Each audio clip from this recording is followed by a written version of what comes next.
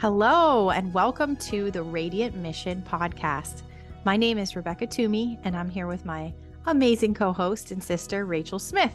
Hi, guys. We are on a mission to encourage and inspire others as they're navigating through this life and with their relationship with Christ. And today we are talking about herbal medicine. I am so excited for this one because herbs have been seriously incredible in helping me to transform my own health, to overcome allergies, to detox from histamines, prepare for natural birth, and tons of other stuff. I'm always seeking to learn more about herbs. And so we are joined today by a special guest and a trained herbalist, Courtney Lozano. She's born and raised in East Tennessee. She's been studying herbs since she was a teenager and considers herself a lifelong learner. She and her family homeschool and have a small homestead in the middle of nowhere. And when she's not fiddling around with herbs and teas, you can find her hiking, reading, baking, or thrifting. Courtney is the owner of Soothsayer Tea House and Apothecary, and you can find her on Instagram at Soothsayer. Hopefully I'm pronouncing that right, Courtney. Soothsayer _ Tea House, or on soothsayertea.com. And I'll spell that out. SOOTHSAYER. Courtney, thank you so much for being here with us today. Yeah, thank you for having me. I'm excited. Yeah, we're going to talk all the herbal things. And I think the best place to start is that I really loved what you wrote about your business name and the meaning behind it. That soothe is an old word for truth. So soothsayer is quite literally a truth sayer. And in times like these, we certainly need more folks digging for and sharing the truth. So tell us a little bit about that. Absolutely. So it's got several layers of meaning. For me, I'm a very straightforward person, like to the point of being like blunt and unintentionally like upsetting people. So I just say the truth, like bare bones. And so for me, like the literal meaning is true. But over time, the connotation came to mean like prophet or oracle. And the prophets are probably my favorite thing to read and study in the Old Testament. But the thing is that never went away. Like prophecy and that gifting never stopped back then, and it didn't stop after Jesus. It's still here and it's still available to us right now. And especially as time goes on, and there are so many voices now that you can listen to, but not all of them are going to be aligned with truth, and not all of them are going to mean you well. And so I think it's becoming increasingly more important to really know how to tune into that. Like, what is on the horizon? What is coming? What is the word for this season? And what is not? And I think it's important for each of us to kind of claim that. And even if it's not your gifting, know who does have that gifting and get close with them and make relationship with them. It's not going to be any less important as time goes on. Absolutely. Rachel's that person for me. Rachel definitely has a gift when it comes to digging into the Bible and biblical things. We just actually had a group chat this morning about kind of language etymology and pronunciation of the name of God in our group chat. And it's always cool when I get to see that side of her coming out and she's like, actually, this and this and this. And pretty this annoying and this. about it. And I know Rachel really has been also passionate about the Old Testament and the prophets and studying prophecy. So yeah, I'm sure you have some stuff to say about that, right? Yeah. I definitely can relate to you in that. And just looking back at the old ways and, finding, not just meaning, but how they were talking about today and how, that stuff is that they talk about in the books of the prophets is really ageless. And we're living in that, a really crazy time where so much of it is ramping up and coming to pass. And, that's just part of being in the end of days, which has been happening since Christ was here. So yeah, it is. I definitely, also connect with what you said about there's so much information out there and people seemingly speaking truth, that discernment it can get complicated. So, yeah. For sure. We've talked about that quite a bit on here when it comes to the church and how far the church can often or has often gotten with its own traditions and not looking at what traditions perhaps Jesus was following or the ones that the Lord has created for us. But we're just so far off this path in many ways. So it's definitely a conversation that is worth having. And I'm so glad that it inspired your business name so much to the point where you're like, yeah, it's about the truth. And to tie this into what you do with herbs, I think that this is crazy important. You know, you and I have chatted back and forth about dandelion root and how it was kind of our gateway into herbal study and studying herbs and really understanding that God is the one who created these herbs and plants to help us heal our body in very specific ways. And dandelion root, I think, is just amazing. I feel like I've talked about it on here before, but now's the time to really talk about it in detail because it is one of the most powerful plants on the planet. Yet we have been convinced that it is this horrific weed that we need to spray with poison and pesticides and so that we can get it out of our, monocultured green lawns. Yet it actually serves a purpose in nature and for us too. When I really started digging into dandelion root, I was amazed to learn that it corrects the soil and soil issues that when you see them cropping up in let's say your yard or in the woods or wherever it might be, that it's for a purpose. They're actually cleansing the soil. They're helping to balance an issue that's occurring. I saw this really cool YouTube video about it. Actually, these folks had purchased a farm and it had apple trees, and he showed this plot that ran down between the trees that was full of dandelion roots or dandelion. So obviously dandelion roots because they're at the root of the plant. And he said, this is not for me to get rid of or touch. These dandelions are healing this soil. And then he showed the progression over time of how it healed the soil. And then eventually all the dandelions were gone. And it was left with this lush, green, beautiful foliage. And the trees were flourishing that left alone, it actually healed nature. And that was one of the most life-changing videos. I'll have to see if I can find it. If I find it, I'll put it in the show notes. But the same thing can be really said for us, right? That they can also help us as humans to cleanse specifically our liver. Dandelion root helps with the liver. And it helped me a lot personally with histamine issues.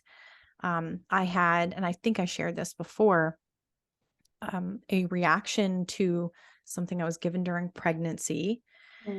And no one would help me. My, whatever they're called, OB, my OB at the time, she said, oh, just put some, take a oatmeal bath or maybe put some cortisone cream out. I'm like, lady, whatever is happening to me is happening from the inside. And when I started to do research and read about, because I thought at the time it was PUPS, but it was actually a reaction to Rogam. I had learned that dandelion root can help cleanse the liver. So I started taking high-ish doses. I don't know, maybe not that high. I started taking dandelion root capsules, and I would have 1 cup of tea in the evenings before bed. And it seriously cleared up what I thought I was going to rip my skin off. I was so itchy. I was so uncomfortable. It felt like something was crawling underneath my skin. But this dandelion root helped to clear my liver of whatever histamines were being aggravated by this outside influence. And that was when I said, there's something to these herbs. Like the Lord put them here for a reason.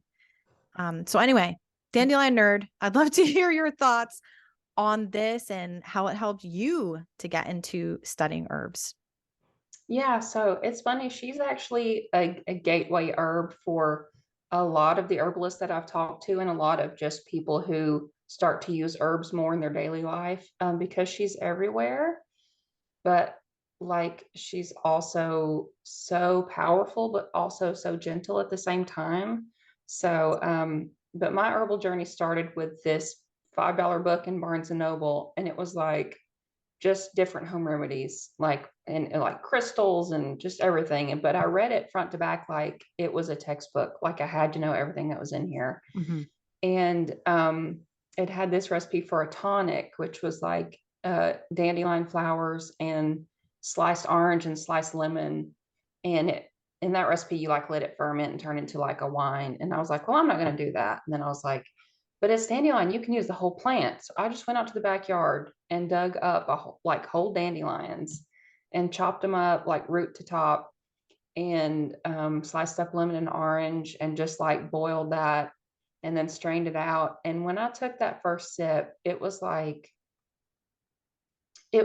my body remembered that plant or that process. And like now we know that we actually carry our ancestors' memories in our DNA. So like I really was remembering it because it's native to Europe and Asia, where all of my ancestors are from. So like I truly did have like a sort of an out of body lifetime experience with it. And she's just so gentle, powerful. She has an affinity for the liver and the kidneys, like you learned, and she can just do so many amazing things. But yet she's right there, and you don't have to like go through this crazy process to find her. And she doesn't have like nasty side effects, because some herbs are very potent and they can have effects that we're not in love with. You know what I mean? Dandelion isn't really that girl. She's just there for you. She's a girl's best friend. Yeah, she totally is. It's diamond, funny. the dandelion root. It's funny because just this morning, my husband and I were in our yard, and he's like, these crazy weeds over here, I gotta take care of them. I don't know what they were, but they're getting really big and spiky. And he's like, and I'm like, well, you're not spraying poison on them. You can pull them out. And then all around them, everywhere are dandelions. I'm like, but leave these ones alone. This means that our yard is healthy. Yeah, I don't know about the other one. I don't know if every weed have some kind of herbal medicinal benefit, or are some of them really just pests? I mean, it's a complicated issue. I think every plant is going to have some sort of constituent that can help you. But like I talked about, some plants have side effects that we don't really like. So like, does that plant have other constituents that are going to be not nice to you, that is going to make it not worth it to bother with? Yeah. I think there's healing potential in every plant, like digitalis. Foxglove will kill you, but they made digitalis out of it. And so, advanced practitioners will know how to dilute it to just this tiny amount, so you can get just the amount of medicine, but not the poison. So yeah, I think there's definitely a balance there between, like, you can have too much of a good thing, or you can have a good thing that's overpowered by bad things. And it's about knowing how to deal with it. Interesting. I want to preface this with, everybody knows this, but I have to. I am not a doctor, and this is not medical advice. We are not providing medical advice, and certainly not me. But I found dandelion root to be such a helpful thing in my learning on it, that I wanted to share this story. Rachel's son has had some issues, some skin issues, some like eczema type of things. And she went to all kinds of doctors and dermatologists to try to figure out a way to remedy and help with this. And I said, steroid creams is always what they want to put on it. Steroid creams. And so one day I said to her, listen, I think dandelion root could fix this. And if it doesn't work, then you can just tell me I'm an idiot. Yeah. But try it. That was your words. That was my words. I said, you can tell me I'm an idiot. And so she got a tincture, an alcohol-free dandelion root tincture, and gave it to him. Would you give it to him every day? Yeah, I gave it at least once a day. And he had the eczema for months, and it was starting to really bother him a lot. Like he was crying and stuff from it burning. And yeah, so I started giving that to him at least once a day, but I might have been doing it more. And then how long did you give it to him for? And then what happened? So I was probably about 2 weeks that I was giving it to him at least once a day, and it stopped bothering him so much. And then after about 2 weeks, it was gone completely. And I don't think he's even had a flare up since then, because this was like last year. Yeah. So pretty amazing. I didn't get to call you stuff. an idiot. Yeah, you didn't get to call me an idiot. It was great. And then I got into a meeting one day at work, and they were talking about, somebody had said, "Oh, Rebecca's here. She knows all the, hippie stuff. Hey, have you heard of," and then I forget who it was, like didn't know. I don't know how to pronounce this. Colloidal. I'm like, colloidal silver. Like, yeah. We're thinking spray it on eczema. And I'm like, well, I've got one for you better. Get dandelion root tincture. Try that. And if it doesn't work, you could call me an idiot. But, yeah, so I'm like a dandelion root dealer. But like I said, she's good for pretty much everything. Like no matter what you've got going on, she will probably help. Definitely won't hurt. Yeah, So, it won't hurt. Can't hurt to yeah. try it, right? Better than the steroid creams. I'll tell you that much. I know. Yeah, my son actually had eczema. It was like as soon as he started solids as a baby, it was just instantly. Mm. And I couldn't tell what it was. And it went to the doctor. They're like, "Oh yeah, it's eczema. Here's some cream." And I was like, okay. So I'd already like started my herbal learning and nutrition learning before that. So I looked in one of my books and it was like, this is gut based. This is, Yes. you know, Yes. your intestines, and this is leaky gut. I was like, oh, okay. So let's cut out all these foods. Mm-hmm. And I had to cut him out too, because I was still nursing. He was still tiny. But his eczema gradually went away. And you can see even in his 1-year-old pictures, we had kind of just started the journey of like figuring it out. And we had, I think, just gone gluten-free a few weeks before that. And you can see just like the flakiness all around his little neck fat. Mm-hmm. That was starting to get better. But before I figured it out, he was so bad that when he was in his pack and play, it's got like the mesh surroundings, he would just scratch his head like this against the mesh, and it would just be oozing, and it looked awful. But yeah, the doctors are just like, oh, well, sorry, like all we can help you with, it's either a pill or a cream or a surgery. Like that's all we've got. And they never actually solve the problem. That's a really important point to point out right now in this moment, is that many times when we have these types of health issues, especially skin issues, it's been trained in us to think if you have a skin problem, you treat the skin. But when you have a skin problem, like you said, it's coming from inside. It was coming from the gut. It was coming from the internal reaction to something. It's expressed, it's showing outside of your body. Now, that's not to say that some things aren't external, like contact dermatitis, which is flakiness you can get on your face or around your eyes from using an eye makeup product that you're allergic to or has certain toxic ingredients that your skin is literally rejecting. Sure, that's a time where it's the external being impacted by something else external. But typically with these types of things like rashes and, like you said, eczema and other types of skin issues, they usually come from the inside. Except I've learned, I think it's rosacea is technically doesn't fall into that same family. I believe, if I'm not mistaken, that rosacea is more of a kind of like inherently genetic thing that's some people just have and some people don't, that it's not an aggravation like eczema is. But I'm not a professional on rosacea. That was one that I know shows as a skin issue, but is not necessarily aggravated by something else. But sorry, Rachel, I was cutting you off. Yeah, it's a difference too between like what allopathic medicine tries to correct is what the symptom that we're physically seeing. But what really needs to be addressed is the root cause. And so with skin issues, especially, there's often not just a root cause, but the skin is the biggest detox pathway in the entire body. So I learned this from interestingly enough, kind of how you mentioned that plants can be very powerful and sometimes not, beneficial in certain circumstances. But my husband had a severe, like really bad reaction to essential oils, specifically diffusing and inhaling them.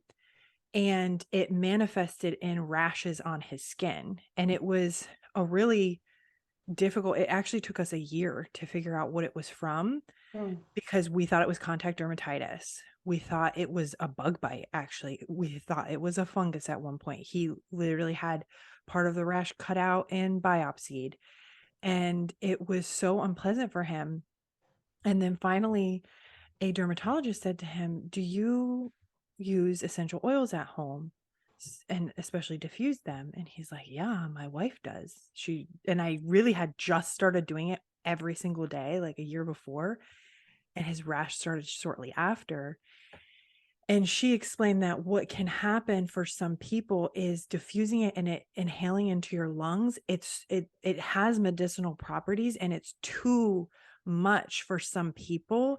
And then the skin is trying to detox it out of the system, and then it could manifest in rashes like he did. And her recommendation was to not diffuse and to take all fragrance in general out of our life, really, because when she tested him, he had a severe allergy to linalool, and linalool is a chemical compound that is in fragrant plants. And so it's not that linalool is necessarily bad. Like if you walk by a bush of, jasmine flowers and linalool is one of the compounds in them, that's going to trigger anything for him. But when you condense something down to an essential oil where it's very, very, very concentrated, the linalool is like 1,000 times stronger. And that's what he was reacting. So essentially he was having a histamine reaction to the linalool in essential oils, but it was his skin trying to detox it out. So The truth is, Courtney, that Rachel was trying to poison her husband.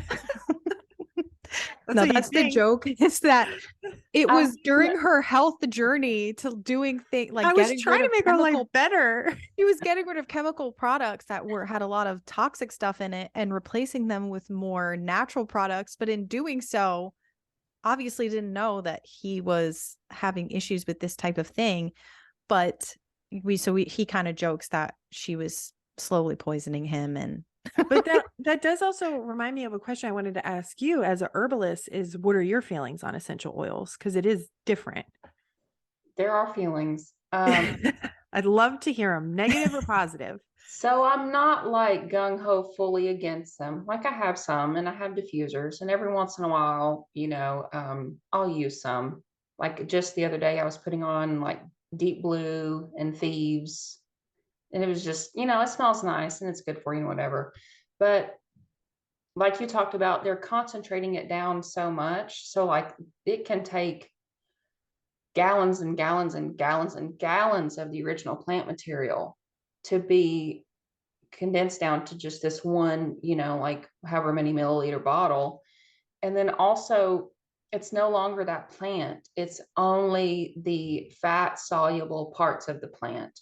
So you're leaving out all of the other compounds that are water soluble or maybe alcohol soluble. You're only getting the fatty parts, you're only getting the oil. And so you're not, like we talked about earlier, there's checks and balances in some plants. It's like, is it mostly good or mostly bad? And how do you need to treat it with respect to get the best response in your body?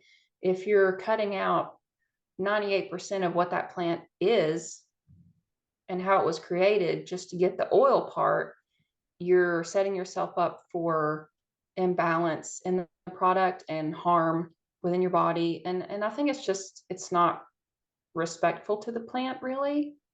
It essential oils have their place, but they shouldn't be used like immediately as your first go-to for any ailment. Like you could put a drop of peppermint on your tongue, or you could just make a cup of tea with like literally 1 teaspoon of leaves that you grew yourself in your yard. Yeah. And then you're getting the whole plant, not just About the long-term the oil. sustainability of the crops, and it's about how much raw material is needed to make the oils, and it's about how much therapeutic compounds you lose when you condense that and just focus on the oil. So yeah, Yeah. I'm not like hardcore against it. I'm not gonna like, get mad at people and yell at them for using it, but they're not my top choice. Yeah, that's good to know. And it's funny that you say not being the first thing you use for a medical, remedy, is because when these rashes started with him, and they were pretty gnarly looking, and it would start on his forearm. And the first thing I did is I took tea tree oil and lavender and I put it all over there. And he already thought that essential oils were like woo woo crazy. And so this is one of the reasons he has the joke that I was trying to kill him, because he literally was having this allergic reaction to essential oils, and I ignorantly am over here putting it on his rash. So I feel really bad about that. But it's something to be said of, like, just because something is plant derived or what we think is natural, that using it in ignorance, isn't a good idea. Right. Yeah. It's also And the concentration of it too. When you're using a straight up oil on the skin versus it being in something, but even it really diluted, if somebody has a certain allergy to it or a problem with it, could impact them.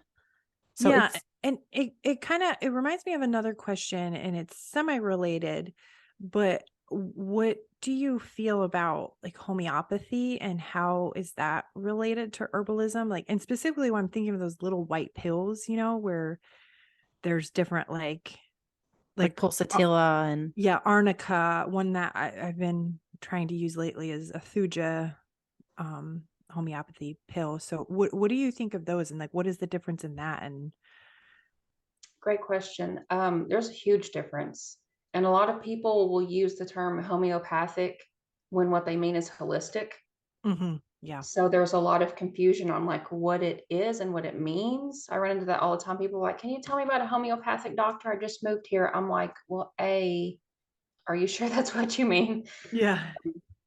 I love homeopathy. It's not the modality that I work with, Mhm. but like I have arnica in my pantry, and it's really incredible. So what it is you're getting the, I guess you could say, like the personality of the plant. So you're starting with that plant and then you're just diluting it, diluting it, diluting it like hundreds of times, thousands of times, to where all you're left with is just sort of like the energy or personality of the plant.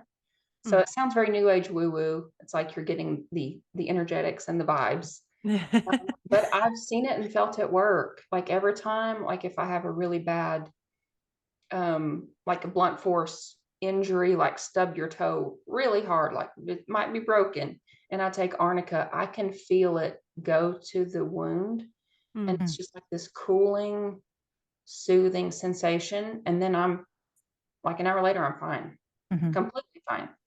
So I think it has an incredible way of, so how homeopathy works is like you're like peeling back the layers of an onion of you. So it's working on the physical level, the emotional level, kind of the mental and spiritual level, things you're not even really aware of, to just kind of unpack that. So it's really valuable, especially when there's, let's say there's kids who need a really intense detox situation, like from vaccines, for instance. Um, I think that's a much better modality because it's so much more gentle on the body, but it's still doing a job. So like, and like herbalism isn't always the first answer. Just like essential oil shouldn't be the first answer. Sometimes herbs aren't either. Sometimes it's you need to do something else. And I think homeopathy really shines in that application where you want to be really gentle to the body, or you want to work with really low doses over a long period of time, but you want to get the root out, not just the symptoms, but the fruit and the root. I was introduced to arnica when I was preparing for my home birth, and my doula said, "Hey, get this arnica gel for after birth." And I'm like, "What is this?" And I trust her. And so I'm like, all right, let's check this out. And that was when I first got introduced to all this stuff and started reading about arnica and all these other, I guess homeopathic is what those specific things are falling under. But I thought it was pretty cool. And the arnica gel definitely did help afterwards. And I had the little arnica tablets as well. But it's an interesting study, like you said. I'm not very well versed in it at all, I wouldn't say.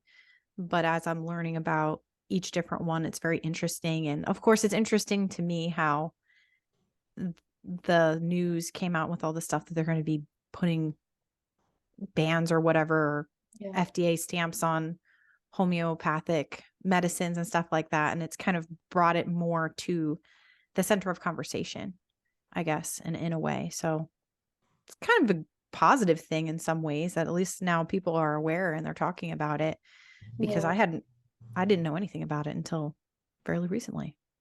Yeah, there's a silver lining to that for sure. People are getting more aware and they're like stocking up because they don't know if it'll be for sale in a year or two, which I still need to do actually. But it's interesting to go back to the history of homeopathy and like how the Rockefellers covered that up because it was quite popular at like the turn of the 1900s, and it was more popular almost. And then they had this whole mission to sabotage it, push it down, have the medical system that we have now be the preferred and the right one.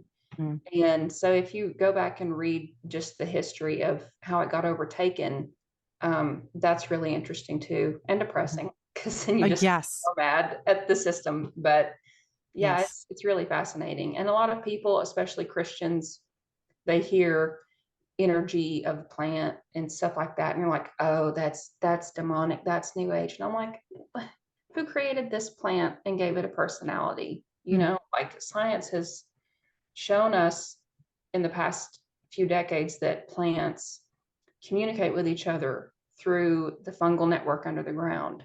They can also communicate through chemicals, like their leaves can carry them on the wind to like warn the other part of the forest about a fire. Yeah. Share resources with their siblings and their children, and they don't compete with their siblings for nutrients in the soil, and like they form communities, so they're alive.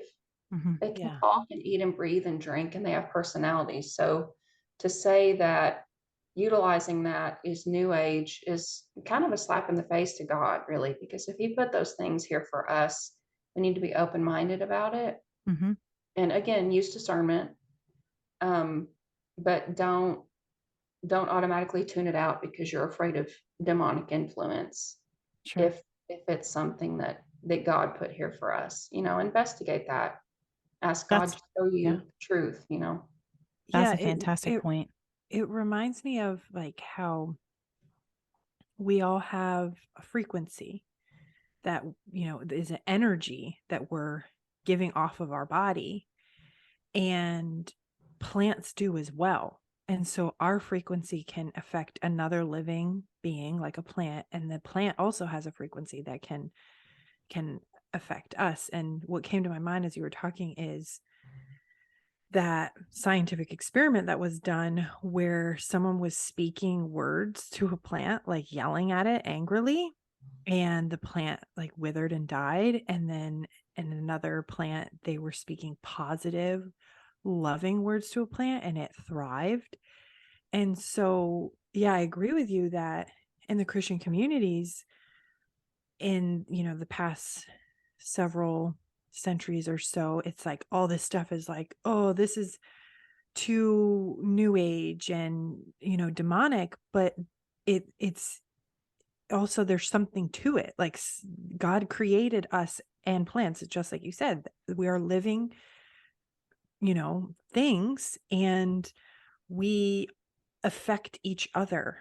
And I think that there's so much ancient wisdom that has just been lost to us. Mhm. Like you referenced, a big part of that is modern medicine, started by the Rockefellers, that we've been losing wisdom in the past 100 years, that for thousands and thousands of years, really since the beginning of mankind, we had this knowledge and wisdom about plants and what our relationship with them, should be. So, Well, speaking of things that are demonic, we've been talking about pharmakia. Just kidding, but sort of not, right? We've been talking about pharmakia lately and how medicine in many ways can provide an illusion of health while really keeping people sick. I mean, that's by design, and as referenced by how Western medicine can be today, or worse, that, these solutions, let's say, can give people cancers like birth control. And then on the other end of the coin, God created plants, and just like we're talking about, they're alive, they serve a purpose. Yet our health, quote health, it's now created in labs, and plants are poisoned and killed. All our yards are going to be, it's springtime now. Everybody's going to be out with their pesticides, killing things. And yet the Lord has put them here to help us heal. So what's going on here, Courtney? I mean, evil is going to keep doing its thing. yeah. It's the same old tricks. My life has been saved by modern medicine, like emergency medicine. But at the same time, like the surgery that saved my life also started the process of dis-ease in my body that I may be dealing with for the rest of my life. So I think that's always kind of the clue of pharmakia, is that there's always a trade-off. There's always some unforeseen consequence or some like negative aspect to it that you're going to have to deal with. And that boils down to the fact that we don't understand anything about anything. Yeah. Never will. Like we're gradually over the eons, like learning a little bit more and a little bit more.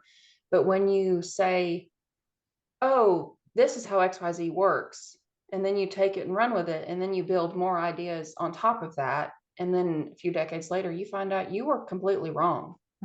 Like the foundational thing you ran with was wrong. So it makes me think of like, oh, well, obviously your serotonin is what determines depression. And so they make pills that mess with your serotonin levels. And then they find out that your gut is actually your second brain. And so like your gut balance is what determines whether or not you're depressed. Now it's more complicated than that.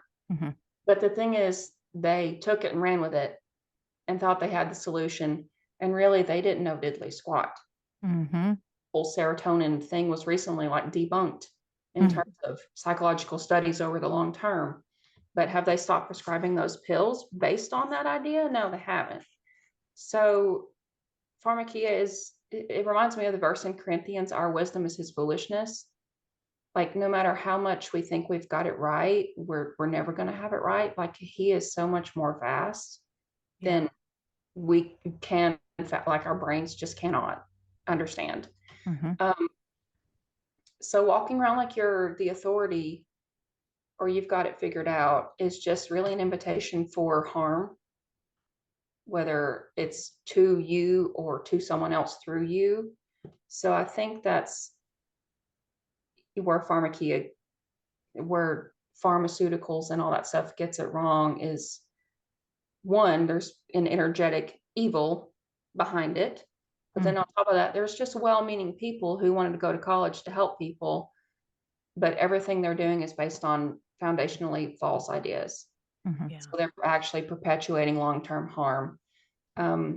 Herbs have thousands of years of like recorded use, not just we know people, but like people wrote about it and they had no ulterior motives for writing about it. Like no one was paying them to write anything about it. They didn't have patents for writing about it. They were just writing it because they were bored and had nothing to do. So pharmaceuticals only have like 100 to 200 years of recorded use. And that's been very skewed by, political and monetary interests. So it seems pretty clear to me which one is more worthy of trust, Yes, 100%. And I think it's important what you said at the beginning, that emergency medical services, they can be helpful in certain scenarios.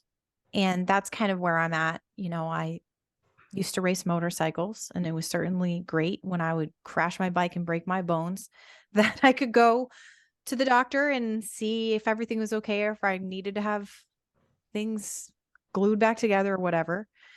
But in day to day, our modern day illnesses like the common cold, or when you get a stomach virus or something like that, we don't need to be rushing to the emergency room for those types of situations. This is where it's very important to learn the knowledge that we need to learn about our bodies. Or, why do I continuously keep getting sick? Perhaps it is what I'm eating. Perhaps it's my gut.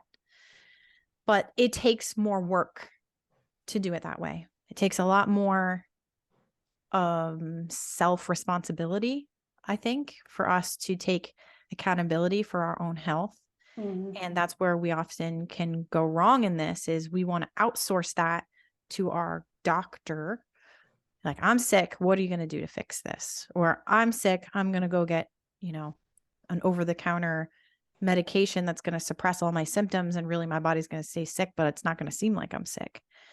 So learning these things, it's very important. Like you said, what's been around longer, the over-the-counter cough medicine, or natural herbs that can actually soothe our sicknesses. What is it? Marshmallow root, I think, is an herb that can help with some of the congestion and things like that.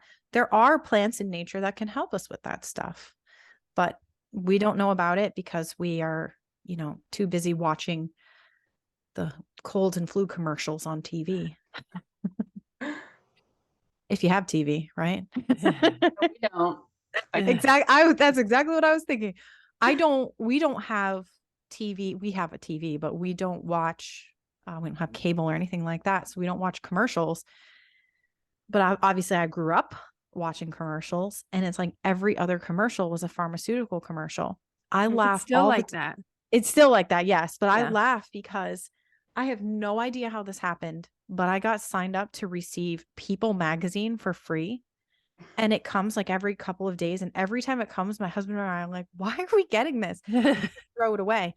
But my favorite thing to do is I open it and I take pictures, because every third page is a pharmaceutical ad. And they're almost always for eczema or skin problems or asthma.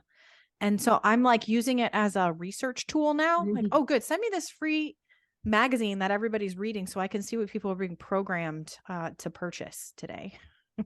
Yeah, it's like every channel, every magazine. I got good housekeeping for a while, which is funny because I don't care about having a clean house at all. Like, if I could pay someone, I would care, but I don't care. But yeah, about every 2 to 4 pages was a pharmaceutical ad, and they would be like multi-page ads. Like, it wasn't And just the a whole blurb. ad It is the was side like the effects. whole page, and then the whole back of it was all like the side effects. Yeah. And then There's maybe pages of more. it. One time it was like 4 pages altogether with just like all and I was like, really? Yeah. It's at billboards out in the real world everywhere. Mhm. And it's funny. Well, a couple of years ago when I first learned this fact, it was that there are only 2 countries in the world that allow like direct to consumer pharmaceutical ads, and America is one of them. I think the second was New Zealand. I Yeah. don't know if more countries have started doing it since then, but that's pretty depressing. I mean, Absolutely. they shouldn't be allowed to advertise their product. Like, if it's really to help people, then just let the doctors know, which they do. Yeah. But like, making us think we have a problem and then selling us a solution is just so unethical. It really Giving us bothers the me. problem, i.e., childhood V schedule, creating problems, and then giving us the solutions, i.e., other prescription products, keeping us lifelong customers, cycling in and out, cycling through. I mean, it's a whole big business. Like you said, Rockefeller. It's just about the profits. That's all. It is. Rachel, did you have something you want to chime in on this?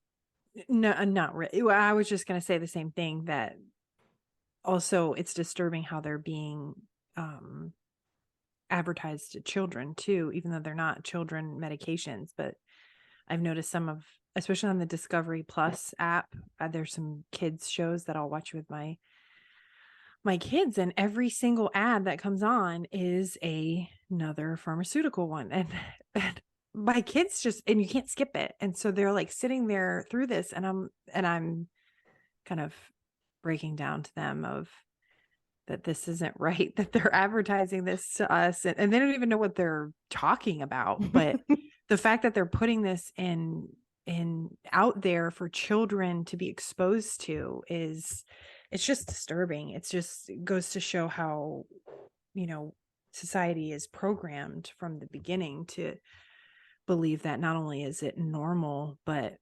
necessary. Yeah. And that's all by design, right? The only way to not see that stuff is to pay money to not have to see the propaganda, when, I mean, what we're watching is propaganda anyway. So that's probably we're just trying to watch cooking shows. Yeah, that's true. You're watching kids baking championship. I know. We're just watching children's cooking shows. And it shouldn't be that bad. Shouldn't be that's complicated. Well, we have many more questions for Courtney about herbs. And so we're going to continue this conversation with her in the next episode. So Court, thank you for being here with us today on this episode. And thank you for tuning in and being on this journey with us. If you'd like to follow along outside the podcast, you can join the mission on Instagram, Facebook, and on YouTube at The Radiant Mission. And today we're going to close with Courtney's favorite Bible verse, Psalm 19:1. And this was something she shared with us, that she memorized the whole chapter of Psalm 19 when she was in first grade. And so after that, it was something that always stuck with her. And even though the word seems simple and straightforward, there's always something new to glean from it as we're getting older and as we go through new phases in life. I actually had a couple of different versions saved in here because it's interesting to me to see how it is. So the first one is from the ESV. The heavens declare the glory of God, and the sky above proclaims his handiwork. And then, of course, King James. The heavens declare the glory of God, and the firmament showeth his handiwork. Just had to throw that in there so we can have a conversation one day about the firmament. But thank you so much for tuning in, everybody, and we're wishing you a radiant week. We'll see you next time. Bye, guys.